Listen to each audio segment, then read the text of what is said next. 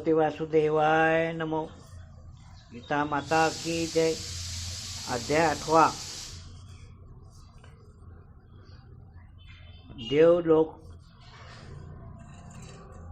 देवलोक में जात है, जो देवन के दास भूत लोक पाते वही। जिन्हें भूत की आस, जो जन्म मेरे भक्त है। मुझे जानते नाथ, तन से मन से जो सदा रहते मेरे साथ। केवल मेरी भक्ति में रहते हैं दिन रात। वही पुरुष संसार में मोक्ष धाम को पात। अंतः काल सिमरे मुझे।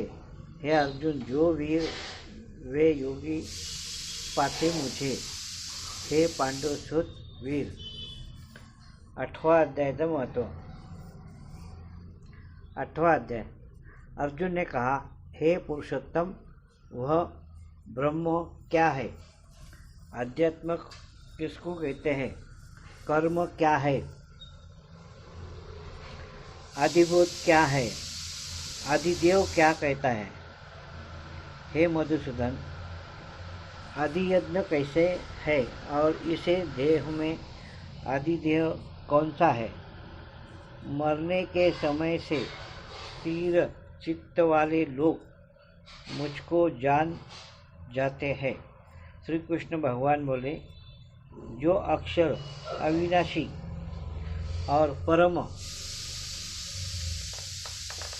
सबसे श्रेष्ठ है, वही ब्रह्म है।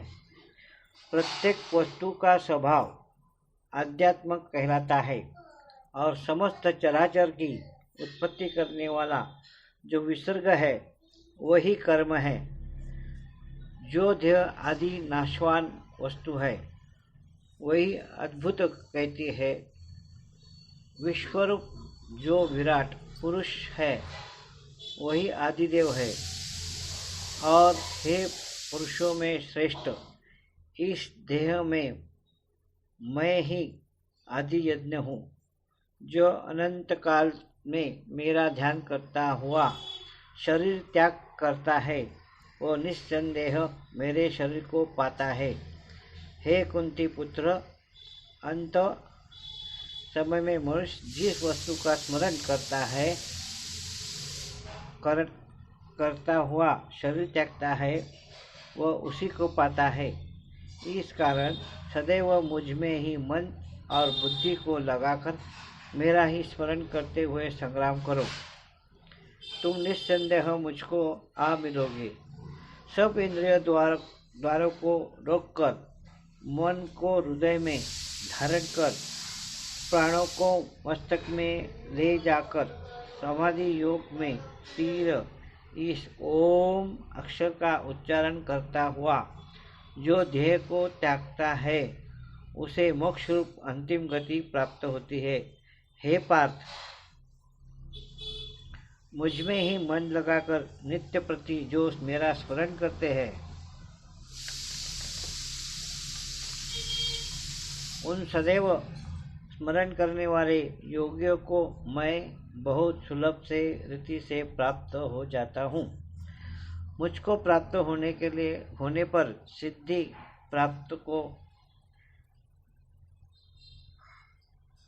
प्राप्त करने वाले महात्मागण फिर यह जन्म नहीं धारण करते। हे अर्जुन, ब्रह्मलोक पर्यंत जितने लोग हैं, वहाँ से लौटना पड़ता है, परंतु मुझ में मिलने से फिर जन्म नहीं होता। हजारों महायुगों का एक दिन होता है और 1000 महायुगों का एक रात्रि ब्रह्मा की होती है। जो इन बातों को जानते हैं, वे सब जाता है।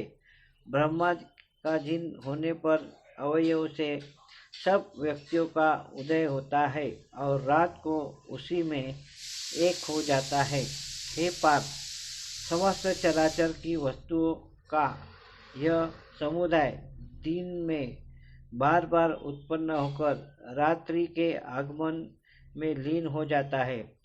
इस अव्यक्त से पूरे दूसरा सनातन अव्यक्त है, जो इन सब के नष्ट होने पर भी कभी नष्ट नहीं होता। उस अवयव को ही अक्षर कहते हैं। वह परम गति है जिसको प्राप्त करने फिर संसार में नहीं जन्मते, वही मेरा परम धाम है। हे पार्थ, जिसके अंतर्गत सब प्राणी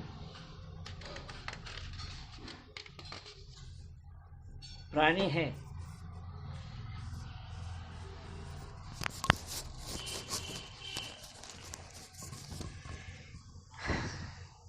और जिसने समस्त जगत का विस्तार कर रखा है, वह श्रेष्ठ पुरुष अनन्य भक्ति से ही मिलता है।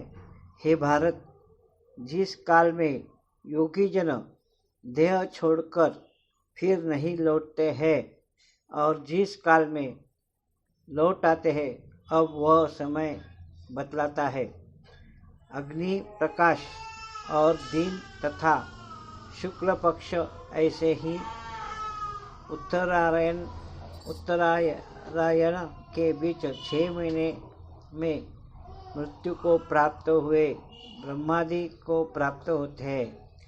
ध्रुमरात कृष्ण पक्ष दक्षिणयान के 6 महीने इनके मध्य गमन करने वाले चंद्रमा की ज्योति को पहुँचते हैं और लौट आते हैं। संसार को नित्य चलाने वाली शुक्ल और कृष्ण नाम की 2 गतियाँ हैं। एक से आने पर लौटना पड़ता है और दूसरी पर फिर लौटना नहीं पड़ता।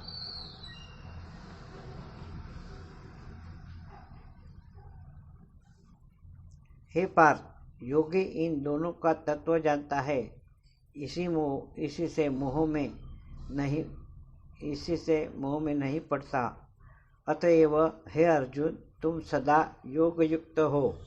वेद, यज्ञ, तप और दान में जो पुण्य फल बतलाए हुए हैं, योग से उन सबको अधिक ऐश्वर्य प्राप्त होता है और सर्वोत्तम स्थान पाता है।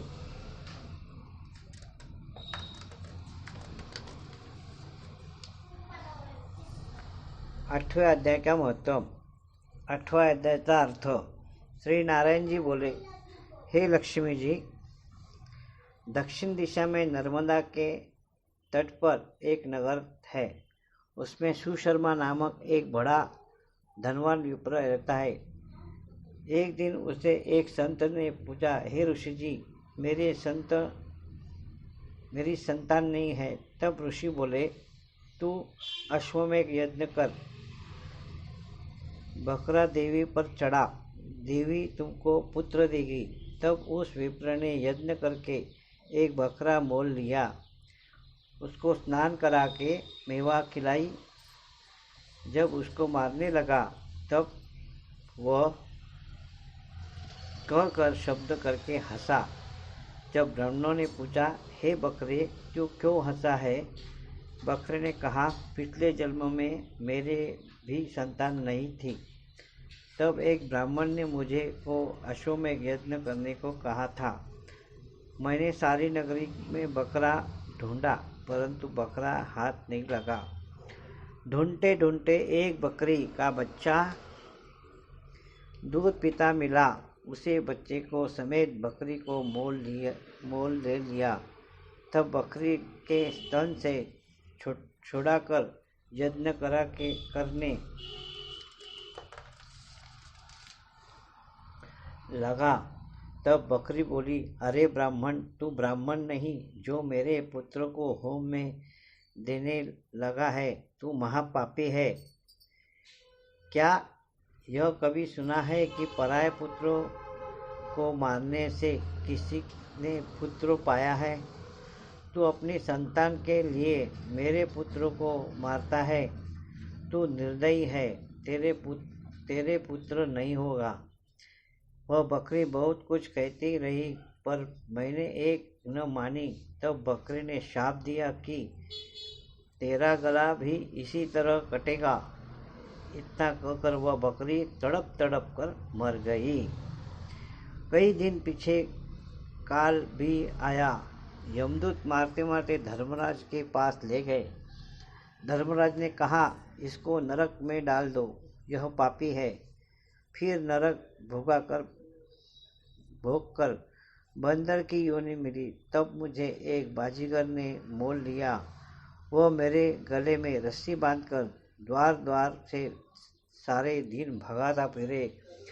खाने को थोड़ा सा दिया करे।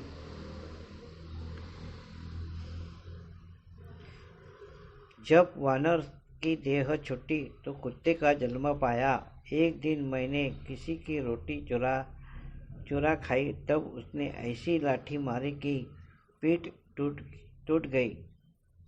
उस दुख से मेरी मृत्यु हो गई। फिर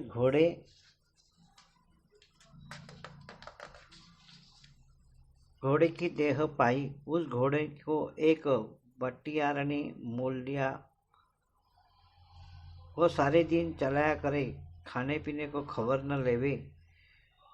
सांझ के समय एक छोटी सी रस्सी बांध कर छोड़े, ऐसी बांधे कि मैं अपनी मक्खी भी नहीं उड़ा सकूं। एक दिन 2 लड़के और एक कन्या मेरे ऊपर चढ़कर मुझे चलाने लगे। वहाँ बड़ी कीचड़ थी, फंस गया। ऊपर से वह मारने लगे, जिससे मैं मर गया। उस तरह अनेक जन्म भोगे। अब मैंने बकरे का जन्म पाया है। मैंने जाना था अब मैं सुख पाऊंगा।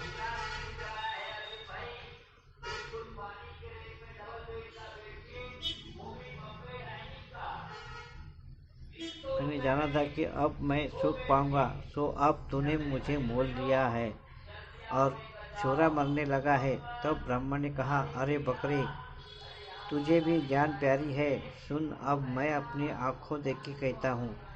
कुरुक्षेत्र में चंद्र सुशर्मा राजा स्नान करने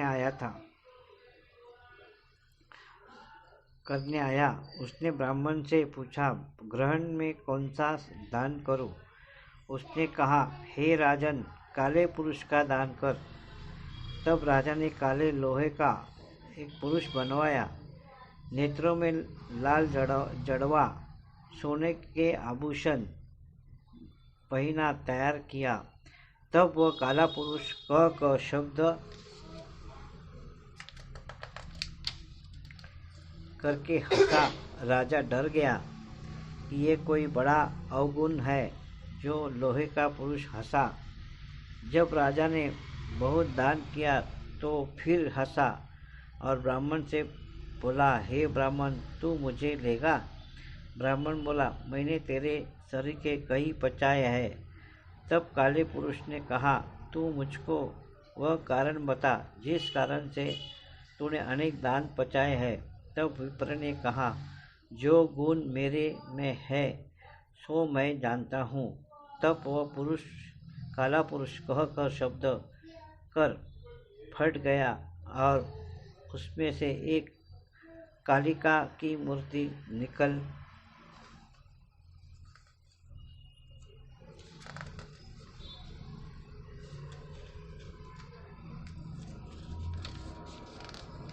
आई। तब पिताजी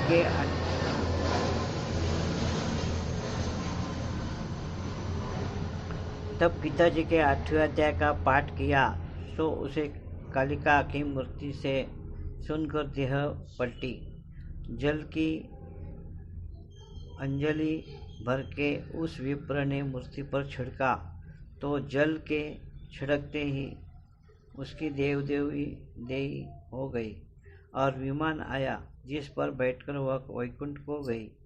तब राजा ने कहा, तुम्हारे में ऐसा कौन सा गुण है जिसके द्वार में मैं भी उस अधम देह से मुक्ति पाऊँ? तब विप्र ने कहा, मैं वेद पाठी हूँ। उस नगर में एक साधु और भी गीता पाठी था। उसने 8वें अध्याय का पाठ सुनाकर राजा को देह पलटी। तब राजा ने देव पाकर वैकुंठ को गया और कहता गया, हे ब्राह्मण, तू भी श्री गीता जी का पाठ कर जिससे तेरा भी उद्धार हो। तब ब्राह्मण ने श्री गीता जी का पाठ करने लगा। श्री गीता माता जी की जय। ओम भगवते वासुदेवाय, ओम भगवते वासुदेवाय, ओम भगवते वासुदेवाय। सोनू सोनू